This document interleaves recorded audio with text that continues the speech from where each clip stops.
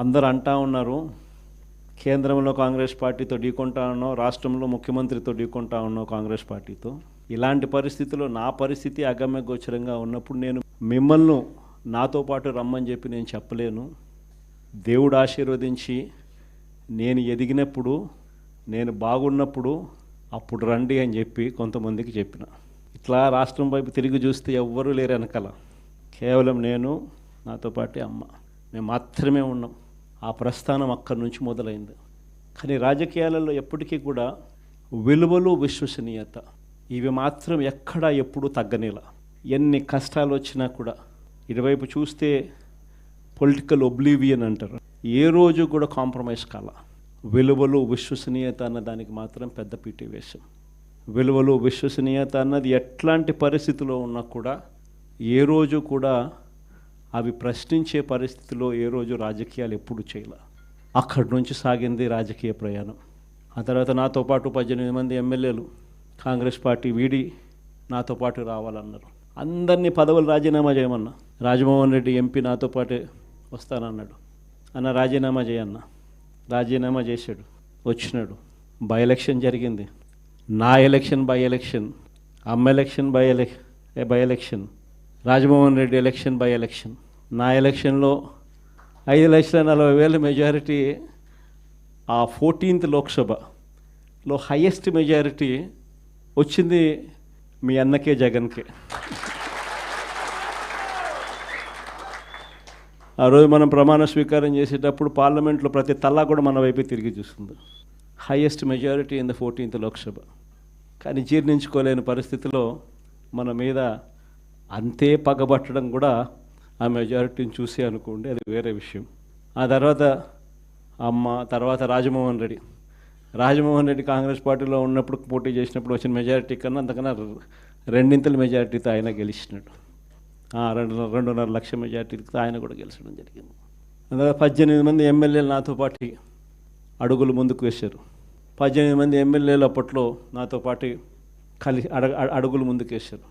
ప్రతి ఒక్కరికి చెప్పా, రాజీనామా చేస్తేనే బయటికి రండి అని చెప్పి. మొత్తం 18 మంది రాజీనామాలు చేసినారు.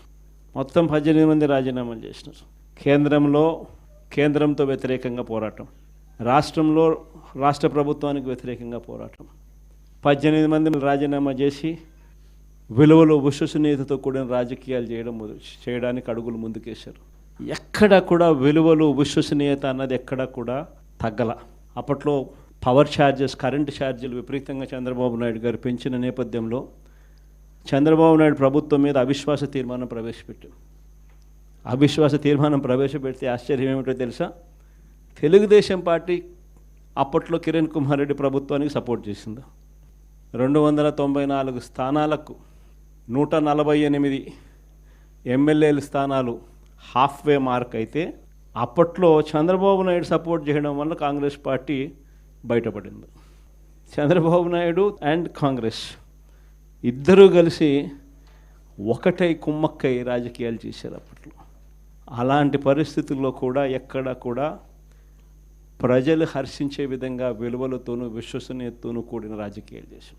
క్యాన్వస్ చూస్తే ఆంధ్ర రాష్ట్రం విడిపోయిన తర్వాత 175 నియోజకవర్గాలకు సంబంధించి కూడా పరిస్థితి, క్యాండిడేట్లు అందరూ కొత్త వాళ్ళే.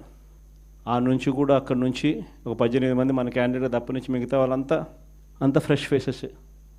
ఆ నుంచి మన క్యాండిడేట్లు విజయం సాధించడం మొదలుపెట్టాడు. 67 స్థానాలు 2014లో గెలిచినాం. మళ్ళా 23 మందిని దాంట్లో పోచింగ్, మళ్ళా మనల్ని పార్టీని వీకెన్ చేయడం కోసం అని చెప్పి 9 మంది ఎంపీలు గెలిస్తే 3 ఎంపీలను పోచింగ్, 67 మంది ఎమ్మెల్యేలో 23 మంది ఎమ్మెల్యేలు పోచింగ్. కానీ మళ్ళీ దేవుడు 2019 వచ్చేసరికి అదే మొట్టికాయలు వేసాడు. మన దగ్గర నుంచి ఎంతమంది పోచింగ్ చేశారో కరెక్ట్గా అంతే నెంబరే, వాళ్ళ నెంబర్స్ కూడా కరెక్ట్గా అంతే 23కే పడ్డాయి. ఎంపీలు ఎంతమందిని పోచింగ్ చేశారో మళ్ళీ కరెక్ట్గా అంతే నెంబర్స్తోనే వాళ్ళ నెంబర్లు కూడా కట్టడయ్యాయి. నేను చెప్పేది ఎందుకు చెప్తా ఉన్నానంటే, ఈ విషయాలు అందరూ కొత్త వాళ్ళే. కొత్తదనానికి విలువ అన్నది ప్రతిపక్షంలో ఉన్నప్పుడే వస్తుంది. ప్రతిపక్షంలో ఏ నాయకుడైనా ఎదగలుగుతాడు, ఎవరైనా నాయకుడు కాగలుగుతాడు. అయితే 2 గుణాలు ఉండాలి. ఒకటి ప్రజలకు అందుబాటులో ఉండడం. రెండవది చిక్కటి చిరునవ్వుతో పలకరింపు. రెండు ఖచ్చితంగా ఉండాలి.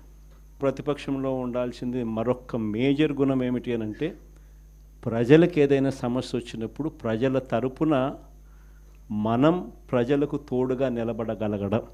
ఈ మూడు చేయగలిగితే ఎవరైనా లీడర్ కాగలుగుతాడు. ఇక్కడి నుంచి స్టార్ట్ చేయండి. నియోజకవర్గం స్థాయిలో నియోజకవర్గ అధ్యక్షుడిగా ఉన్న ప్రతి ఒక్కరికి నేను చెప్తా ఉన్నా, ఈ రోజు నుంచి స్టార్ట్ చేయండి.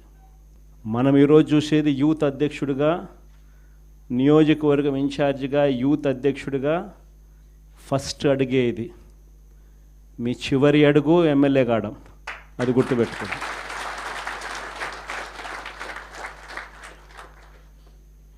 ఎదగడం మీ చేతుల్లో ఉంది, మిమ్మల్ని పెంచడం నా చేతుల్లో ఉంది.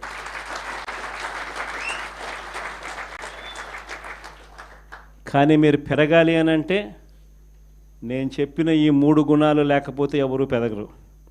ఈ 3 గుణాలు ఉండాలి. ఈ 3 గుణాలను పెంచుకోవాలి. పెంచుకున్న దాంతో అసెస్ చేసుకోవాలి. ప్రతి నియోజకవర్గ ఇన్ఛార్జ్కు ఇది ఒక ఛాలెంజ్ ఇస్తున్నా.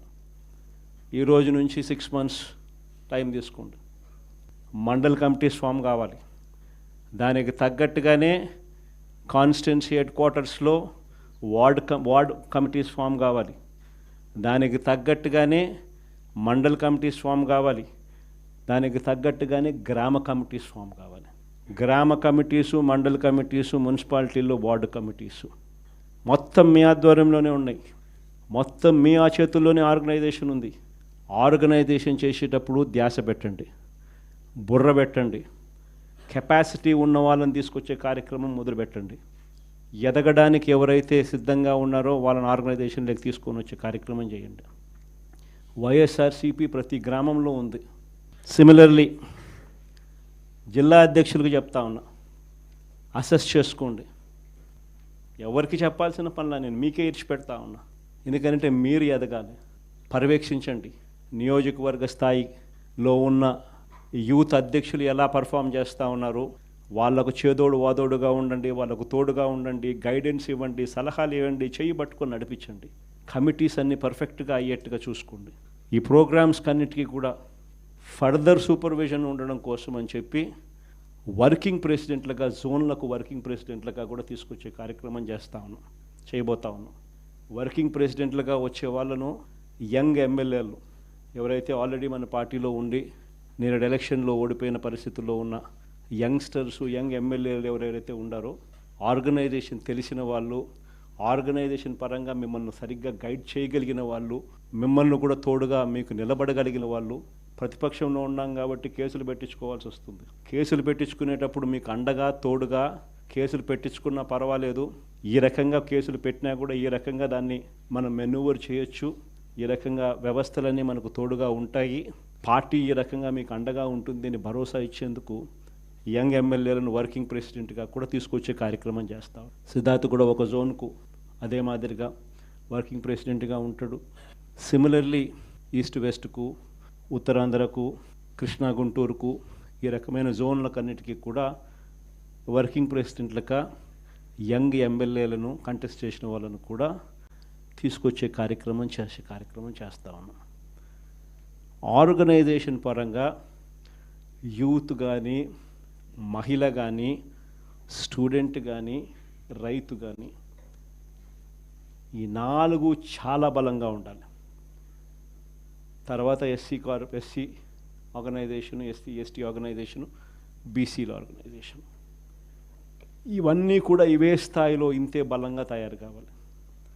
ప్రతిపక్షంలో ఉన్నప్పుడే ఇవన్నీ బలంగా మనం తయారు చేసుకునే వెసులుబాటు మనకు ఉంటుంది. వెసులుబాటులోకి రావాలి. ఆర్గనైజేషన్లో ఉన్న ప్రతి ఒక్కడు సోషల్ మీడియాలో ఆటోమేటిక్లీ ఎంపానల్ కావాలి. సోషల్ మీడియాలో మీ ఫోన్ అన్నది ఈరోజు యుగంలో మీ దగ్గరున్న గన్ను ఈరోజు యుగంలో, ఈ సోషల్ మీడియా యుగంలో మీ దగ్గరున్న ఏకైక వెపన్, ఏకైక గన్ను మీ ఫోను. ఆర్గనైజేషన్ పరంగా మీరు దాంట్లో ఎంపానల్ అయిపోయి ఉండాలి. మీతో పాటు మీరు క్రియేట్ చేసి ఆర్గనైజేషన్ గ్రామస్థాయి దాకా కూడా ఆ ఆర్గనైజేషన్లో పార్టీ కావాలి. ప్రతి ఒక్కరి చేతిలోనూ కూడా మీకు అన్యాయం జరిగితే ఆ అన్యాయం నాకు జరిగింది అని చెప్పి మీరు ఆ మాధ్యమంలో మీరు చెబితే ఆ మాధ్యమం ద్వారా పార్టీ హైకమాండ్ మా దాకా కూడా తెలియడమే కాకుండా రాష్ట్ర వ్యాప్తంగా ఉన్న మొత్తం వైఎస్ఆర్సీపీ శ్రేణులందరికీ కూడా ఈ మెసేజ్ వెళ్ళిపోవాలి. ఎవరికి ఎక్కడ ఏ అన్యాయం జరిగినా కూడా మొత్తం పార్టీ తనకు తోడుగా నిలబడే కార్యక్రమం జరగాల. ఇది విజన్. నా జిల్లా ప్రోగ్రాములు కూడా మళ్ళీ ఉంటాయి. నా ప్రోగ్రాంతో పాటు చివరిలో నా పాదయాత్ర కూడా ఎట్టగో జరుగుతుంది.